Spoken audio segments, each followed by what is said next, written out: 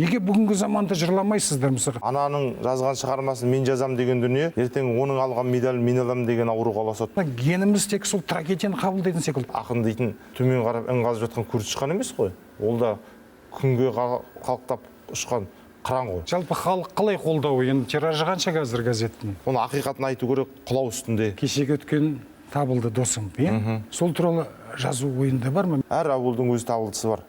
Неге қалаға ұмтылмай отырсын? Қазақ өлген ақынына той жасап, тірісіне той басқартып қояды.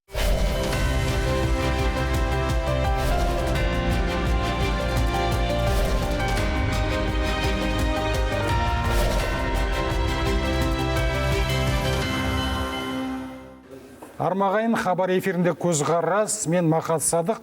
Бүгін эфирге талантты қазақ ақыны, ауылда тұрып жатқан ақын, анау баяғыдағы Лев Толстой секілді Бауыржан Шимерденұлын шақырып отырмын. Қош келдің бауырым, Астанаға келіп қапсың. Жастарды қазір біз жақсы көреміз, жастарға жол беріліп жатыр қоғамда, бірақ Астана, Алматыға ұмтылмай, мынау ақындар айтады ғой, Парижге барып таныламын деп. Бұрынғы ақындарымыз Алматыға барып, Астанаға барып таныламын деп. Бір 5 жұмақ өлең жазса, орталыққа жүгіретін жастар көп, бірақ өзін ауылда жүрсін. Неге қалаға ұмтылмай отырсын? Неге осы ауылдың ортасында, бір аудан орталығында не істеп жүрсің? Қандай қызмет халыққа соны таныстырып өтсең, жаңағы мәселеге жауап берсең? Жалпы адамның дүниеге келу кезеңінен, дүниеден өту кезеңіне дейін белгілі бір эпизодтардан құралады ғой. Енді оны дінімізде жаңағы бірінші әлімсақ дейді, құрсақ дейді деген сияқты өзінің кезеңдері бар. Енді бұлай өзім ойласам, бірінші адам бір ананың бөбесі болады қолындағы. Содан кейін барып бір үйдің егесі болады, сосын бір елдің шегесі болады. Сол енді бір елге шеге болардай жасқа келіп қалдық па деп жасың қаншада ойланам. 30-дан астық. Сол бір елдің шегесі. Нақтылау енді 30-да орда бұзбасаң, 40-та қамал алмайсың дейді. Сен қарап отырған жастар біле отырсың. 30 ұл, 31, 39 болуы мүмкін. 33 тамаша ауылы. Сол бір елге шеге болсақ деп жүрген бала едік біздер. Сондықтан әрине қаладағы өркениетті, бұл жақтағы даму үрдісін, кей кездегі сән салтанатты үлкен шаһарларға тән жоққа шығаруға болмайды. Яғни оны керек емес деп, одан жиренуге де болмайды. Ал ауылдың да өзіне тән динамикасы бар, өзіне тән өмірі бар. Қалаға қалыншалықты жастар керек, ауылға соншалықты керек деп ойлаймын. Сондықтан мен өзімнің өмірлік орнымды жаңағы шеге секілді қадалып тұратын жерімді ауыл деп есептеймін. Және сол бағытымды өзім дұрыс деп санаймын. Бірақ енді сен де кеттің ауылдан, мен де кеттім ауылдан, ұят болды қауымнан, ұят болды бауырдан деп бұқаң сияқты жаны қысылып жүрген бауырлар бар шығар. Оларды да айыптауға болмайды. Ауылда немен шұғылданып жүрсің? Ауылдағы жұмысымда менің тап бір оттың басында, ошақ қасындағы жұмыс деп айтуға келмейді. Себебі Мәншүк Мәметова білесіз ғой? Әрине. Әкесі Ахмет Мәметов халық жауы болып қудаланып кеткенге дейін-ақ ол қадау-қадау іс жасаған кісі ғой. Өзі дәрігер, өзі ақын, өзі ағартушы. Оның және бір қазақтың тәуелсіздігі жолындағы жасаған ең ұлы реформасы Ахмет Байтұрсынов, Міржақып Дулатовтармен бірге біріншіден қазақ газетінің тұрақты авторларының бірі болған. Жер реформасына, содан кейін барып көші-қон қазақ мәселесіне қатысты үндеу жариялағанда Әлихандар менен есімі бірге жазылған үлкен қайраткер. Екіншіден ол батыс өңіріне газет ісін алып келген адамдардың бірі. Бірінші естіп отырмын. Айтайын дегенім, сол қазақ газеті 13-ші жылы ашылады, соның авторларының құрамында болады. Соған қарағанда Ахметтің, Міржақыптың арасында әңгіме болған секілді. Ол Орынбордағы бір газетпенен тұтас қазақтың даласын қамти алмаймыз. Біздің алауымыз халыққа жарық беру үшін әр жерден жану керек деген әңгіме ғой. Содан ол Батыс Қазақстан келеді, өзі енді Бөкей Ордасы уезінің тумасы ғой. Текеге келсең, текедегі татарлар, башқұрттар, тіл тұтас емес. Орыс бар, большевик, жігіттердің қаупі бар. Содан Жымпитыға кетеді. Жымпиты жаңа мен келіп отырған ауыл, Сырма ауданының орталығы. Оның тарихы да ертеден басталады. Кезінде Сәкен Сейфуллин келген жер, шаһар болған жер ғой. Сол жерде 19-шы жылы Еркін Қазақ деген газеттің жұмысын бастағысы келіп баспахана құрады. Бірақ большевиктердің қаупі Жымпитыға да келіп, ол ары қарай Ойылға көшеді, Ақтөбеге қарай. Бірақ 20-шы жылы Ерік деген газет шығарады. Айтқым келгені, менің қазіргі қызмет қылып жүрген газетімнің редакциясының түбінде осы Ахмет Мәмедов тұр. Содан кейін 30-шы жылы Қызыл ту болып ол қайтадан шықты, ол газеттердің. Әлі сол сақталып келе жатыр, өйткені көп аудандарда газет деген жабылып қалды ғой. Ендігі мәселе, біздер енді өзіміздің тарихымызды 1930-дан емес, басқа газеттер секілді біз 20-дан бастаймыз, және оған заңды негіздеріміз бар. Және оның басында Ахмет Мәметовтай ұлт қайраткері тұрғанын мақтанышпен айтамыз. Биыл газетіміздің 95 жылдығы, бірақ Жымпиттағы баспасына 105 жыл деген әңгіме айттық. Енді жаңа сіз айтып отырсыз, дұрыс. Енді газет әртүрлі заманда әртүрлі өтпелі кезеңден өтіп келді ғой. Бірақ қазіргі кезде өте ауыр жүріп жатыр газет үрдісі. Жалпы халық қалай қолдауы? Енді тиражы қанша қазір газеттің? Бюджеті қандай? Енді тираж, оны ақиқатын айту керек, құлау үстінде. Бірақ қазіргі кезде қалай болғанда да осы оқу мәдениетін дамытсақ, газет оқу, жалпы қағаз басылым сақтау үшін жанкешті күрестер жүріп жатыр әрбір ауданда, әрбір елде, әрбір ауылда.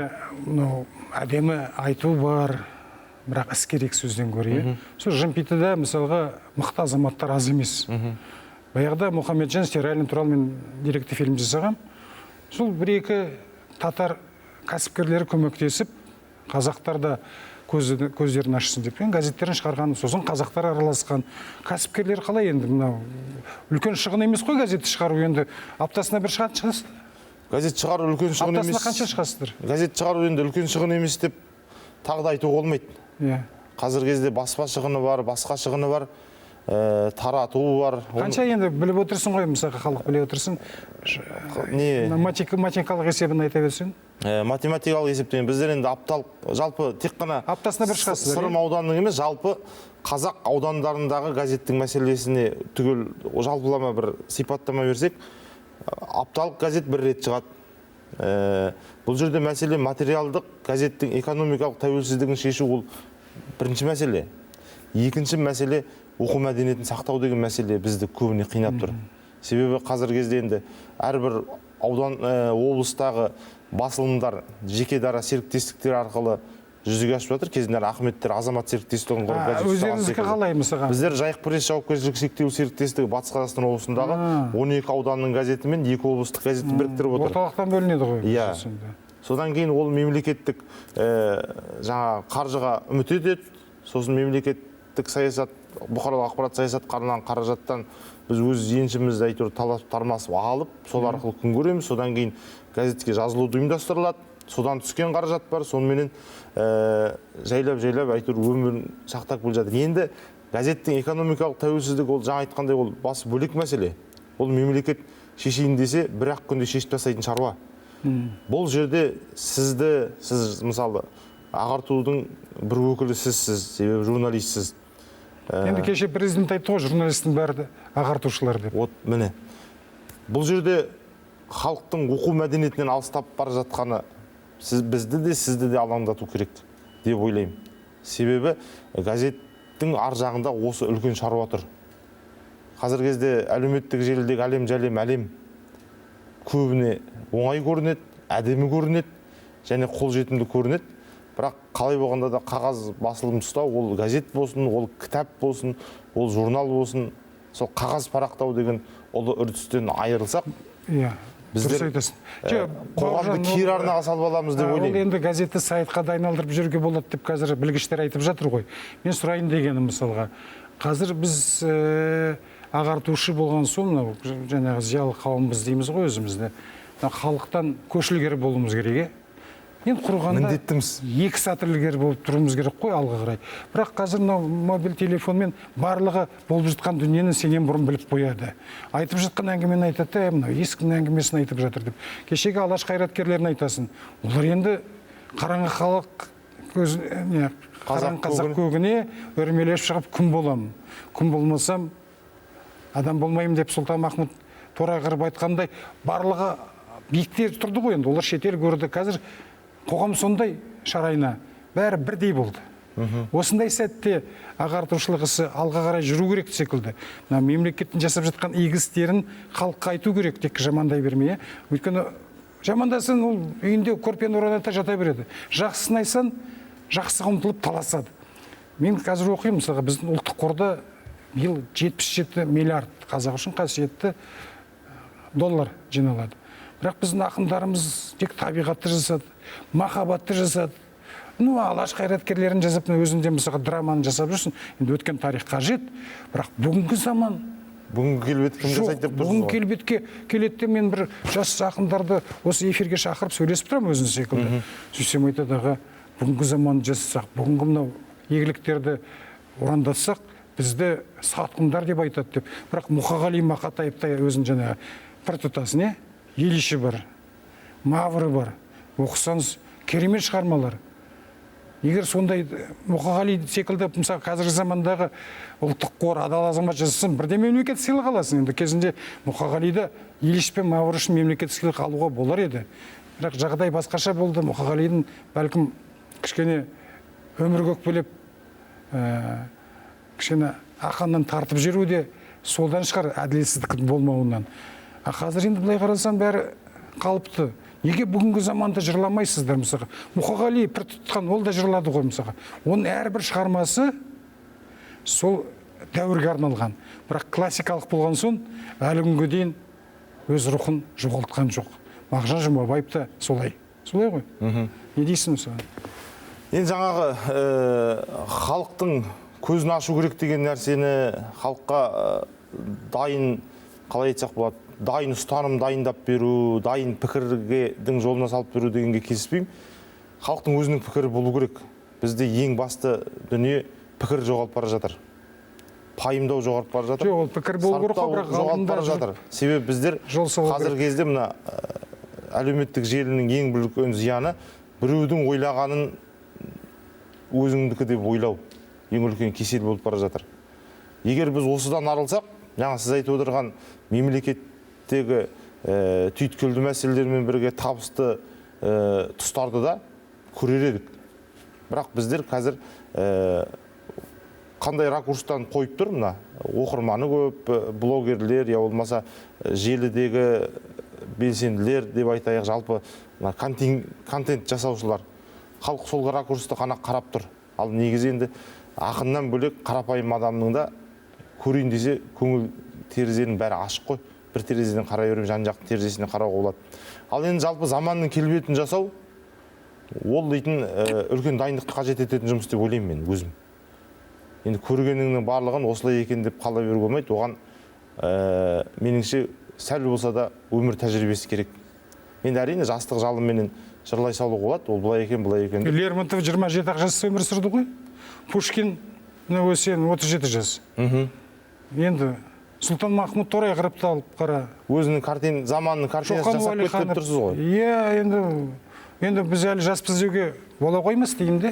Әңгіме ол жастықта емес. Бізде қазір Әлихан Жақсылық деген бір інчегіміз бар. Жақсы прозалық дүниелер ұсынып жүр. Ол өзінің қайнауына келгенін көрсетіп, жақсы дүниелер жазып жүр. Енді мен басқа ақындар үшін жауап бермеймін. Мен өзім әлі тұтас қоғамның келбетін жасап беретіндей дүние жасауға дайындығын шамалау. Мен бірінші тарихымнан тәлім әлім керек, сосын бүгінім түсінуім керек, содан кейін барып көрсетемін деп ойлаймын. Осы жақсы ақындардың ортасы бар ма? Бір-бірімен сөйлесе ме, пікірлесе ме? Және Мұқағалиды тілге тиек етсек, ол анау Маврды жазу үшін, Ильичті жазу үшін Карл Маркс деген «Капиталын» толық оқып шыққанда, Ленин туралы жазу үшін Ленин негізгі еңбектерін оқып шыққан. Жаңағы профессор университеттегі барып солармен ақылдасқан. Өйткені өзек ол жерде барлығы шындық, ақиқатпен өрілген дүние. Ал жастарда, бүгінгі жастарда бар ма? Немесе әрбір ақын өзі пайғамбар санап, өзін керемет ұлы санап, мысалы қазір қарап отырсын, жас ақындар өздері насихаттар жағы аз да, мені біліп, мені таны деп, мен осындай кереметтін деп жүретін секілді. Бұған не дейсің? Мені өзің зертте деп, Мені зертте, мені біл деп жүретін секілді. Қайта әр ақын, әр жазушы, жастар өзін көбірек насихаттау керек қой. Негізі ақынның жеке басы емес, шығармашылығы насихатталу керек қой. Ары қарай енді автор туралы қызығушылық сол кезде туады ғой. Енді мен замандастарым, тұстастарымның қалам ұстаған шеберханаларында жаңағы сіз айтқан сияқты жұмыстар жүргізіліп жатқаны бар деп есептеймін. Енді бір-екі мысалын да білем. Жақсы бір зерттеу жұмыстарымен айналысып жүрген, мысалы Алпамыс Файзолла деген өзіміздің жерлесіміз бар, қазіргі Астананың ақыны. Мысалы өлеңге тек қана табиғаттың сыйы деп емес, тұтас ғылым деп қарап, тіл меңгеріп, өзінің шеберханасының ауқымын кеңейтіп жүрген сондай тұстастарымыз бар. Сондықтан оның барлығы жаңағыдай жеке планетамын. Мен Бұлай бір-бірімен кездесіп, сөйлесіп, болашақ туралы, келешек туралы, бүгінгі қоғам даму туралы айтасыздар ма? Ондай әңгімелер болады. Ондай әңгімелер болады. Сосын қазіргі кезде мына заманның игілігі бір-бірімен міндетті түрде қасында отыру міндет емес қой. Телефон.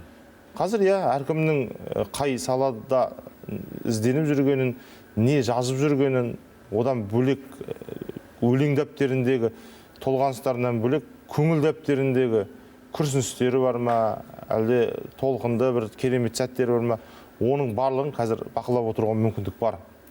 Жалпы негізі жаңа буын, біздің қатарымыздағы осы әдебиеттің жаңа буынынан жақсы жаңалықтар шығады деп ойлаймын. Оның бірақ дейтін бағасын біздер бере алмаймыз, оны болашақ береді. Ал енді басқа шайырлар секілді, басқа ақындар секілді мен ғана ұлымын, мен дара тудым, мен ғана пір болуға лайықпын, осы өлең деген үлкен патшалықтың падишасы менмін дегеннен аулақ, мен өзім аулақпын, басқаларға да соны айтар едім. Өлеңнің падишасын халық сайлайды, оқырман сайлайды. Өзара сайлап өткізіп қажет жоқ.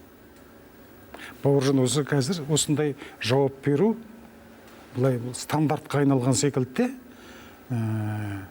болашақ береді, болашақ бағалайды деп. Бұл қазір бағалану керек. Лермонтовты, Абайды, жаңағы Пушкинді өз уақытында бағаланған. Жастарға сосын бәрі жарасады дейді. Жастар бермейтін нәрсесін шығармашылықта тартып алуға ұмтылады. Кезінде Пушкинді Николай патша көп ақша беріп журнал шығартып отырған. Сол журналын мысалға Герцен деген мен Белинский деген өздері журнал шығарып тартып алғанда оқырмандарын. Пушкин сен шал болдың деп. Пушкин сонда өзінің жасын 33-те Пушкинді сен шалсың деген. Аналар 20-дағы жастар ғой. Ол бәсекелестік, бақталастық, шығармашылықта, ақындықта ол керек секілді. Әйтпесе мысалға біз студент кезімізде ертерек, мысалға біз жастар не істедік? Мұқағали Мақатаев, Мұхтар Шаханов өзін секілді ауылдан келген тракторист. Айғайлап келіп, өздерінің үлесін бермесе де тартып алды. Сол кезде өздерін көрсете білді, дәлелдей білді. Қазір қарасам, ақындарымыз болашақ көрсетеді деп сол табиғатты жырлап, қыздарды жырлап, сүйіспеншілікті жырлап, сол бір лирикамен кетіп бара жатқан секілді. Халық қайда, тәуелсіздік қайда, өрлік қайда, рух қайда? Енді табиғат талдың түбінде отырған, айдың астында жүрген ақындар бар шығар. Иә. Өзінен қыздырайын деп сұрап отырмын ғой енді. Өзін ауылда жүріп, екі Астанадағы дүниенің бәрін бақылап жүрсің ғой енді. Босқа отырған жоқсың, сол ғой. Ондай ақындар бар шығар. Жалпы әркім өз үшін жауап беру керек қой негізінде. Бәсекелестік және шығармашылықтағы бәсекелестік болу керек деп есептеймін. Бірақ ол бәсекелестік бақталастыққа ұласып кетпеу керек. Ол жаңағы ананың жазған шығармасын мен жазам деген дүние, ертең оның алған медалін мен алам деген ауруға ұласады. Сондықтан одан аулақ болу керек. Және болашақ деп отырғаным, ол ертең-ақ келіп қалатын уақыт, мезет. Оны қорқуға болмайды. Болашақ деген ол ұзақ толғаныс, ұзақ саршылып күтетін сәт деп. Ол ертең-ақ келетін нәрсе. Әр адамның өзінің енді жоспары болу керек, не жазатын есептеу керек деп ойлаймын, және өзін қай жерден көретіндігін білу керек. Енді жаңа сіз қозғап қалдыңыз Ақкиіз тарихи драмасы жөнінде. Бұны мен не үшін жаздым? Әйтпесе Жақанша секілді бүгінгі заманның оқыған мектебін сол аталады ғой Жақанша деп, иә? Иә, өзім ауылдың мектебі Жақаншаны атады. Оны неге жаздым? Жазуға мәжбүр болдым. Қазіргі кезде Алаш тақырыбындағы кинофильмдер түсірілді. Тар кезең түсірілді. Өте жақсы картина. Ахмет ұлт ұстазын қалай қабылдады? Иә. Міржақып, Оян қазақ, керемет кинотеатрларда жақсы көрсетті. Ішінде Жақанша бар ма? Жоқ. Осы сұрақ мені ойлантты. Былай қарап тұрсаңыздар, аймүйізі серкелдердің бірі. Әлиханменен қатар есімі аталуға тиісті. Менің қолымнан кино түсіру келмейді. Мен сондықтан жаздым. Міне, осындай кейде тарихи қажеттіліктерді өтеу қажет болады. Біз осы үшін жаздық. Енді алдағы менің өзімнің жоспарымда да жазам деген дүниелерім бар. Жалпы бағытымыз қайда? Бағытымыз қазақ әдебиеті не сәл болса да бір қауырсындай болса да үлес қосу.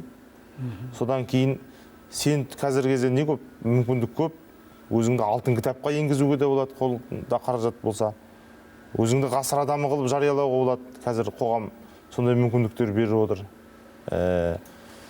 Сен туралы мақтау, мадақтарау айтылып, сенің шығармашылығың талданған 10 том кітаптан көрі, кәдімгі мектепте оқушылар оқитын қазақ әдебиетіндегі бір 10 жол өмірбаян маған жетеді деп ойлаймын.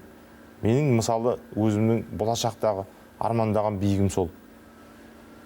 Мысалға, кешегі өткен Исатай дей ма? Кешегі өткен табылды досым, иә?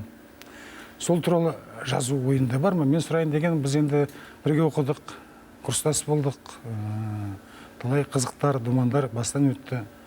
Сосын 7 күнді жүргізгенде хабарды бір рет эфирге шығардым, иә? Сосын хабарсыз кетті ол дауылға өзін секілді. Сосын 2001 жылы ма, мұнайдың 100 жылдығы болды ғой. Үлкен мереке той. Сонда Индер ауданына мен арнайы шақырып, облыс әкімі, үлкен мәртебелі қонақ болдым. Сол тізімде қазақтың енді қазір өмірде жоқ көбі, академиктері, классик ақын жазушылар тізе берсең кез келгені барлығы болды. Индер ауданына барып, неше бір қазақ үйлер тігіп 12 қанат қарсы алды. Соны табылдыны көрдім. Табылды күтуші, жаңағы қонақтарды. Қызмет етуші. Содан қатты намыстанғанын көрдім. Мен жаныма келгенде мен бір сөз бергіздім енді. Мен жас журналист болған соң айтып отырғаным ғой, жас болған соң ақсақалдар сөйлеп отырғанмен жас аты, жастың аты жас, жасқа құрметпен қарайды қай уақытта да қазақ халқы. Сөйлеп, табылды жаныма шақырып, бірақ сол кішкене ақын ғой, әнші ғой, намыстан бір қарасам қатты басып жүріпті. Сосын әкімнің берген сыйлығы бар еді, алтын сағаты, бір сөмке. Табылға сыйлыққа беріп кеттім де, бірақ енді бір кетіп бір жатқанда байқадым, басқалар жаңағы уже оған емленіп кеткенде, бұл былай қарасам трагедия, өкініш. Ауылда қалған біздің курстастың мысалға күйініші. Осыған кейін балаларын көрдім, қазір Астанаға келіп жатыр, орналасып жатыр, бәрі қалпына келіп жатыр. Осы бір табылдың өмірін жырлауға, өйткені бұл қазіргі ақындардың өмір баянымен, көзқарасымен бір сәйкес келетін дүние ғой. Біз өткенді жырлай бергенше, біз көрмеген дүниені, ол да керек әрине, бірақ алға дамыту үшін біз кеше көрген, кеше замандасымыз болған азаматтарды жырлау қажет секілді. Өткені Мағжан, Мұқағали немесе жаңағы Сәкен Сейфуллиндер солай жырлаған ғой, енді шын айтқанда өз замандастарын жырлаған. Сәбит Мұқановтың бүкіл шығармасы соған арналған. Қалай ойлайсың? Табылды досымды жырлау мүмкін бе, мүмкін емес. Табылды негізі. Енді көрдің ғой өзі? Мен табылдыны көрмедім. Көрмедім. Көрмедім, бірақ есімін естідік. Табылды негізі өзі жырлап кеткен адам. Бұған қосайын дегенім жаңағы қазір жастар арасында өйткені бұл неге жырлау керек? Жаңағы бір 12 қанат па 16 қанат қазақ үйде отырған бүкіл қазақтың сол кездегі қазір мақтанып классик ақын жазушыларын жастар табылмен қатар қояды, немесе табылды олардан жоғары қояды. Көрдің бе? Мен осы бағытта айтайын деп отырғаным. Жалпы жаңа Табекеңнің елде жүргені, сосын жаңағыдай енді Атыдардай ақынның қызметте жүргені өзіне де намыс, көрген көзге де оғаш деп тұрсыз ғой. Мен негізі бір өлеңімді айтып едім. Қазақ өлген ақынына той жасап, тірісіне той басқартып қояды деп. Бізде осындай мәселе бар. Өлген ақынымызды жоқтаймыз, бірақ тірі ақынға жұмыс жасатып қоятын кездер болады. Табылдының бақыты да, соры да басында болғандығы анық. Ол енді аяқ-аяқында да бар. Бақыты енді өзі жайлы өзінің жазып кеткендігі деп ойлаймын. Енді Табылдының картинасын жасау, ол енді әр суретшінің өз қолында ғой. Мысалы, осы қателеспесем, осы Мүсірепов атындағы театр биыл Сәйгүлік деген бекен, үлкен спектакльменен елдің алдына шыққан, ал халықтың жаңа өзіңіз айтқандай Табылдының өміріне деген көңілі, сүйіспеншілігі жақсы болған. Енді Табылды жайлы бір жақсы дүние жазылса, оның елдің оқитындығы сөзсіз. Бірақ әр ауылдың бір Табылдысы бар деп ойлаймын. Әр ауылдың өз Табылдысы бар. Жалпы Табылдыны прототип қылып алып та көп нәрсе айтуға болады. Сондықтан мен жалпы сіздің қазіргі көзқарас бағдарламасына келіп Табылдыны жазам деп аманат арқалап кету бағанда оңай шаруа емес. Идея ғой, басқаларға да мүмкін. Енді менің мысалы өзімнің алға қойған жоспарларымда қазір мен бір диплом көк деген тұлпар жөнінде жазғым келіп жүр. Ол менің өзімнің Сырым ауданы Өлеңті ауылындағы даласында өткен совхоз кезіндегі тұлпар, кәдімгі Сапа деген жылқышының астына мінген жүйрігі. Оны біріншіден Сапа көк деп атаған, одан ауылға марапат жаудырғаннан кейін диплом көк деп ат қойған. Кезінде бір жұбан елге келіп, астына бір сән салтанаты келіскен бір Сәйгүлік мінгізейік деп, жұбан көк болсын депті жұбан. Мен оны бәйге шауып жүрген аттың бағын байлап не қылайын, елде шаба берсін, атын жұбан көк қойын деп. Әңгімен трагедиясы неде? Ол бәйгеден қалып, қайтадан совхоздың жұмысына жегіліп, мойнына доға, артына атарбал естіріліп, қайтадан жұмысқа салынады сол жүйрік. Көз көргендердің айтуы бойынша, дала қызықтарының бірінде аттар шауып жатқан кезде бұл жүйрік арбасын сүйретіп өзі қосылып кеткен деседі жарыс жолына. Бұрынғы шабысын аңсаған, бірақ артында арба салдырлаған. Соған қарамай жарыс жолына шыққан. Мен осы жерден үлкен мотивация көремін. Жаңағы сіз айтқан Табылдының да, кешегі ана өтіп кеткен айтыстың жарқ еткен миғражы Жүкең айтқандай. Оразалының да, басқа да осы шайырлардың тағдыры осы диплом көктің басында бар.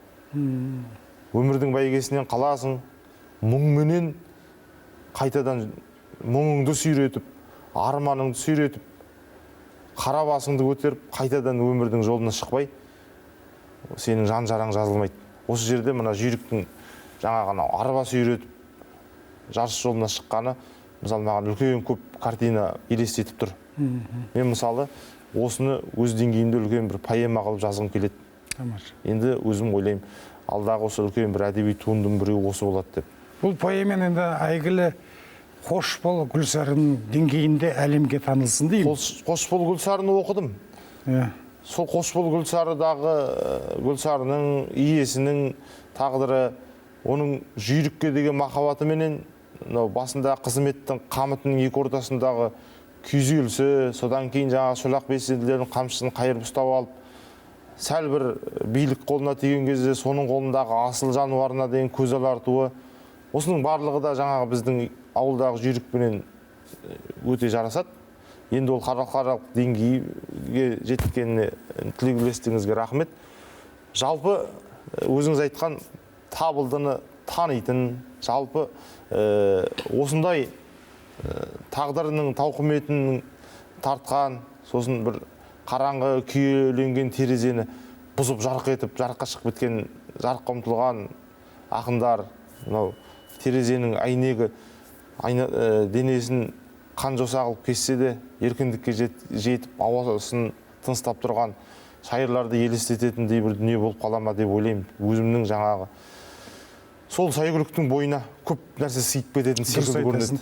Бауыржан, мен сен сұрайын дегенім, біз қазақ қоғамы болмаса да бүкіл әлем хэппи энд дейді ғой, Голливудтың фильмдерін сол арқылы қабылдайды да. Голливудтың фильмдерінің барлығы енді негізінен сол үкіметтің тапсырмасымен түсіріледі. ЦРУ-дан, жаңағы қорғаныс министрлігінің, Американ халқының керемет екендігі, қиыншылықтан өтеді, болмайтын қиындықтар, жаңағы шетелдіктер келеді, қырып тастайды, бірақ аяғында әділдік жеңіске жетеді. Біздегі шығармаларды қарайсың, әсіресе жастарда да аяғы трагедияға ұштастыра береді. Бұның себебі неде? Біз қашан мұнай жарқылдап шығамыз? Бұның себебін айтайын, Мұрат ақыннан басталады ғой.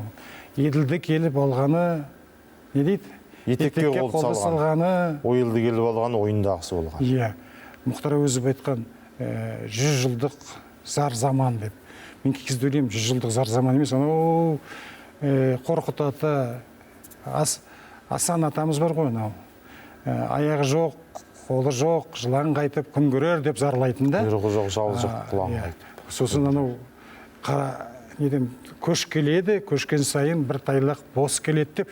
Біз мына геніміз тек сол трагедияны қабылдайтын секілді. Бүгінгі енді қазақта тәуелсіздік болды, болмады деп көп дауласамыз ғой. Бірақ дәл қазіргідей әлем ойындаған тәуелсіздік енді болған жоқ қой енді.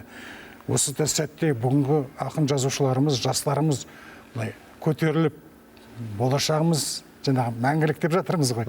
Болашағымыз керемет деп ұлтты алға бастайтын мынандай қиын күрделі заманда жастарды рухқа беріп, біз алға жүруіміз керек. Қазақ халқы осы керемет жеріміз бар ғой енді.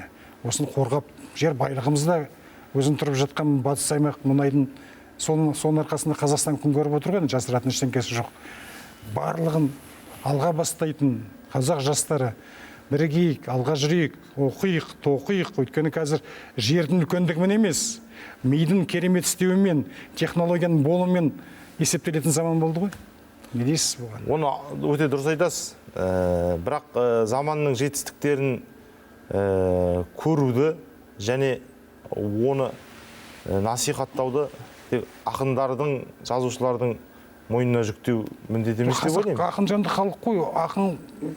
Қазақ десен ақын деуге болады. Ақынды аударсан қазақ деуге болады. Солай ғой? Жоқ, оныңыз рас қой. Бірақ дегенменен алдында Шабыт шығармашыл жастар фестивалінде Қасымхан Бегманов ағамыз ол жастардың біраз өлеңдерін тыңдап отырып, сіз айтқан ойды айтып қалды. Мұң арылды ма деп едім, бірақ әлі де бар екен деп қалды. Себебі енді жаңағы өзіңіз айтқандай өлеңдегі мұң, төрт жолдың ішіндегі тұтас трагедиялар әлі де енді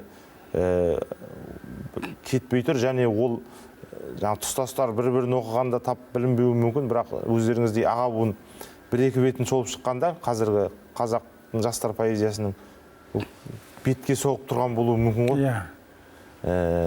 Ал заман бетті күйдіреді дейді ғой. Енді заманның игілігін жырлау, болашақтың жарқын болатындығына сендіру, бұл бостандықтың баяны болатындығын жаңағы айтқандай осы бүгінгі қарыз қысқан, тағы не жалақтаған жаһанданудың желі әбден мүжіп тастаған қазақ қоғамына да бір күні бір хаппи эндтің орнайтындығын айту, ол әрине ақынға да басқаға да үлкен міндет.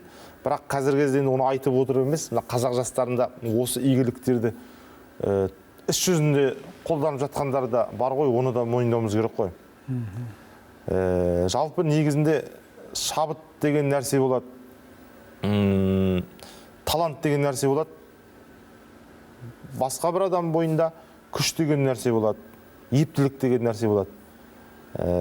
Осының барлығына бірақ білім араласпай, ғылым араласпай біз баян көре алмаймыз.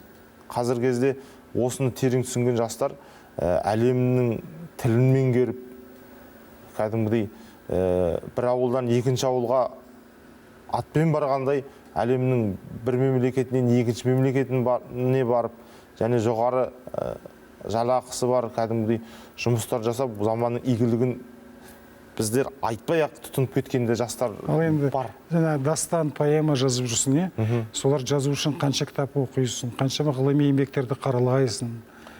Енді мен аса бір өзімді мүжіп кінәлайтын да жерім сол оқу мәлі кем деп есептеймін өзімнің. Енді өзін сіздің студияңызға келіп, болмаса басқа жерде мен бәрін тауыса келдім, кемеліме келіп тұрмын деп айтатын адамдар да болуы мүмкін. Бірақ мен енді осы жағымнан кемшімін деп ойлаймын. Әрине, бірдеңе жазу үшін енді ол ойдан құрастырмайсың ғой. Әсіресе тарихи дүниелерге іс салған кезде көп нәрсені парақтауға тура келеді. Бір кітаптың тұтас оқып шыққанда бір жолы пайдаға асуы мүмкін. Біреудің тұтас туындысы саған жарық беруі мүмкін деген сияқты. Сондықтан бір шығарма үшін мынандай деңгейде, көлемдегі жазылған дүниені игеремін деп айта алмаймын да, бірақ дегенменен кітап парақтамай болмай тұр. Бұл сұрақтарды қойып отырған себебім, мен ғана емес, немесе осы эфирге келуіңді тілеген біздің хабардың басшылығы ғана емес, мемлекет басшысы Қасым-Жомарт Тоқаев саған өткен жылы болашағынан көп үміт күттіретін мықты ақын ретінде арнайы сыйлығын тапсырды. Енді өзі қол қойып беріп, бұл үлкен мәртебе. Енді 4 фамилияның ішінде өзі сендер тұрған, соңында президенттің қолы тұру. Осы алған кездегі бір қандай ойда болдың, қандай сәтте болдың? Бұл енді мен қазір ойлаймын, біреулер айтады, адам салады деп, бірақ мен өзім қазіргі президенттің кезінде пресс хатшысы болып істегем, кеңесшісі болып, сондықтан жақсы білем де, ол кісі сондайды жібермейді. Ол көбіне өз атынан берілетін сыйлықтарды өзі оқып отырып, өзі тауып алады. Сонда қандай өзіне берілген, артылған жауапкершілік, парыз деп бір ойлар келді ма? Бұл зор жауапкершілік қой. Жуырда Оралда облыстық айтыс өтті. Сонда қарсыласымда осы президенттік сыйлық туралы айтып өтті. Сонда не жауапкершілік? Шымкентте жыр ауылы, өлең ауылы қызыл тілде үйреткен өнер алды. Президенттік сыйлықты иелендім, бірақ оны кім тегін бере қалды. Алашорда тарихын жазған едім, Бауыржан Бейнеттеніп әрең алды. Жаһанша мен Халелдің есімдері ел үшін емес пе еді ең аяулы. Солардың арқасында шырқап жүрміз «Алтын күннің аспаны» деген әнді. Әдеби премияны мен алмадым, алса жаһанша менен Халел алды деген әңгіме ғой. Бұл енді Алашорда үкіметіне деген үлкен бағасы ел басындағы азаматтың, мемлекет басшысынан. Бірақ бұл бағаның әділ болатындығын президентіміз саяси қуғын сүргін, репрессия құрбандарын ақтау жөнінде комиссия құру жөнінде тапсырма берді ғой. Сол кезде жылымықтың орнаған сезгемін. Енді менің негізгі бұл драмамның да жазылуының бір себебі сол президентіміздің сол кездегі зерттеу жұмыстарын ашып беруіне, жол ашып қоюына да себебі бар. Себебі мен осы комиссияның жергілікті жердегі мүшелері болған Қазыбек Құттымұратұлы, Зият Серік деген тарихшы ағаларымызбенен ақылдастым. Себебі ақылдаспай болмайтын нәрсе бұл. Сондықтан бұл енді бірінші өзіңіз айтқандай, бұны біріншіден сол Алашорда үкіметі, соның ішінде Батыс Алашорданың қайраткерлеріне деген баға деп қабылдадым. Енді әрине екіншіден соның авторы сен болып тұруың, ол енді сенің марқайып мақтанып, мінберлерге шығып, қол сермеп сөйлеуіңе емес, керісінше жазу кабинетіне көбірек қамалып, қағазға көбірек әлі шұқшиуыңа берілген үлкен бір сенім деп есептеймін. Себебі бұл марапат бізге дер кезінде беріліп отыр. Қазір ең өнімді шақтарымыздың кіреберісінде тұрмыз деп есептеймін мен өзім. Әлі де өндіртіп жазуға, әлі де әдебиеттің жаңалықтарын жасауға, олжаларын салуға мүмкіндік бар. Ал соның бастауында осындай бір жақсы бір елдің, үкіметтің бағасы тұрғаны әрине қуантады. Орда бұзған, 40-та қамал алам деген ықыласына мен шын пейілде риза болып отырмын. Мына қазір өзің айтыс ақынысың. Мына айтыс ақындары туралы қазір әртүрлі сөздер көп. Бұл бақытшы ақындар, аннан-мұннан ChatGPT-ні жаздырып алып, жаттап алып оқитындар деп мысалға. Бірақ мен айтайын дегенім, айтыс ақындарынан да қазақ халқында шыққан классиктер көп. Сүйінбайды алайық, Жамбыл, Біржан, Әріп Тәңірбергенов көп қой енді. Барлық айтыс ақыны болған бұрынғы ақындарымыз.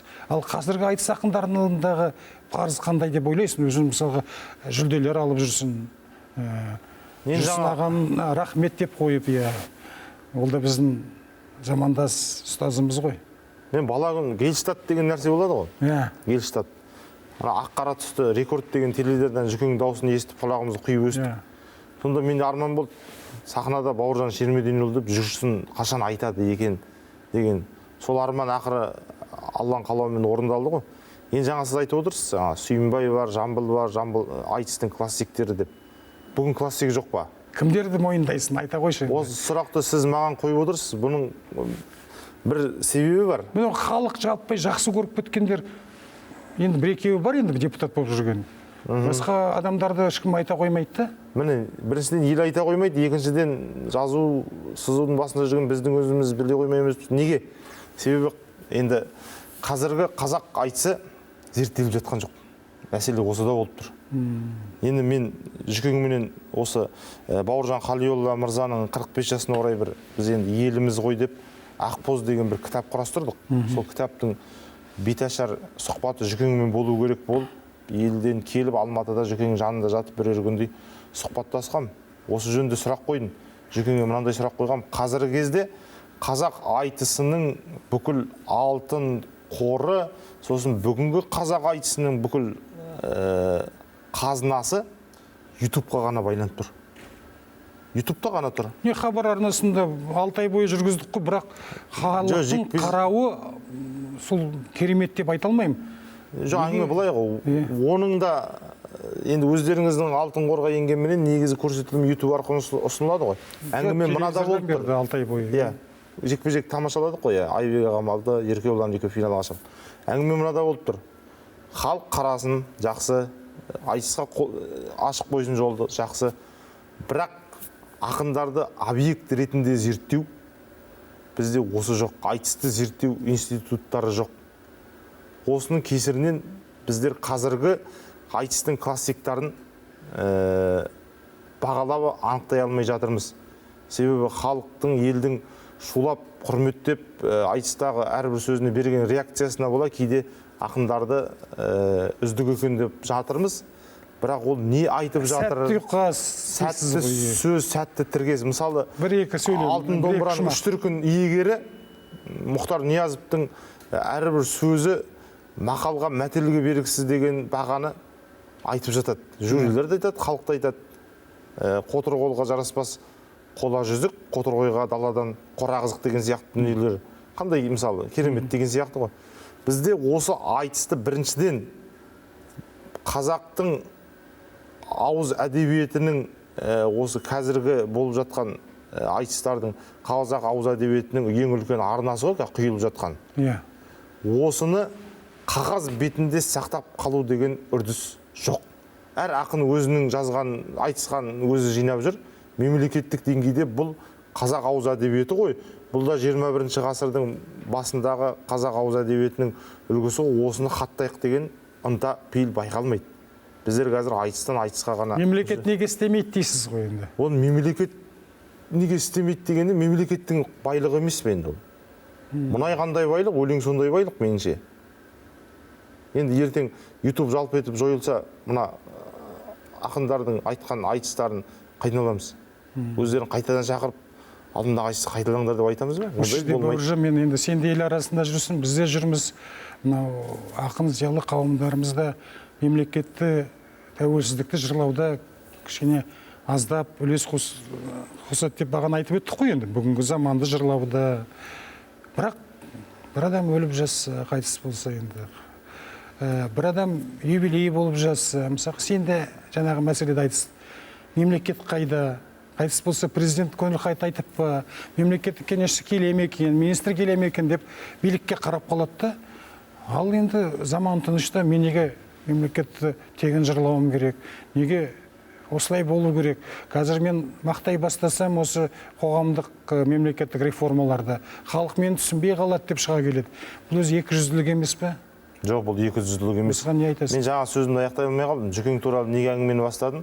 Жүкеңе де осы сұрақты қойдым. Қазақтың қазіргі айтыстың бәрі ютубта ғана жиналып тұр. Соны кім қаттайды? Енді оны да қағазға түсіріп, біздер мұра ретінде алып қалуымыз керек қой, бүгінгі заманның айтысының бейнесі ретінде деп.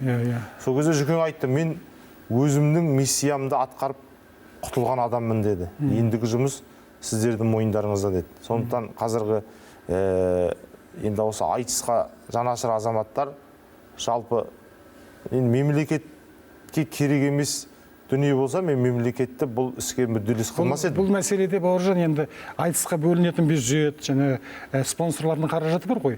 Содан түскен ақшаның 10-15%-ын ғана бөлсе, оны тек мәтінін түсіріп, кітап қылып шығаруға болады. Қазір бәрін қолмен теріп отыратын заман жоқ. Барлығы интернет міне өте жақсы дүние айтып отырсыз. Міне біздер соған енді айтыс ұйымдастыратын айтыстың төралқасы соған келісу керек қой. 10% немесе 15%-ын осыны мұраны сақтау үшін, мысалға бір компания, мысалы, Бауыржан, сен газеттің редакторсың, сен редакцияны тапсырамыз, сен қызметкерлерің бір қосымша жалақы болады. Ол түгім ана YouTube деген дүниені аласында жаңағы интернетке сап жүресің, бәрін мәтінді дайындайды, сосын айтысқа жібересің, кішкене түзетесің де баспаға бере салсаң кітап шығарасың. Міне ойды ой қозғайды деп отыр. Міне Мақат аға, бізде қазіргі кезде осы айтыстың қаражаты деген дүниенен осы бір асыл іске де көңіл бөлмей болмайды. Ертең кешігіп қаламыз деп ойлаймын.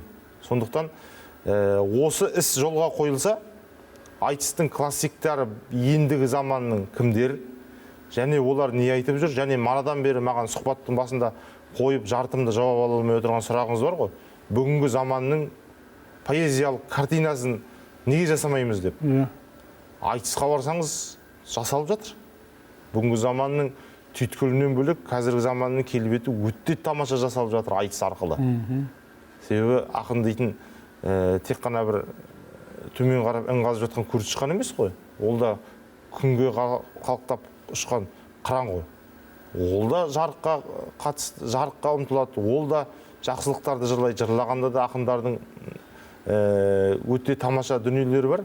Оның сізге жетпей жатқаны, содан кейін барып біздің ғылыми айналымға түспей жатқаны, ол айтысты ұйымдастырумен ғана шектеліп, әрмен қарайғы оны мұра ретінде біздің зерттеу объектісіне айналдырмауымыздың себебі деп есептеймін.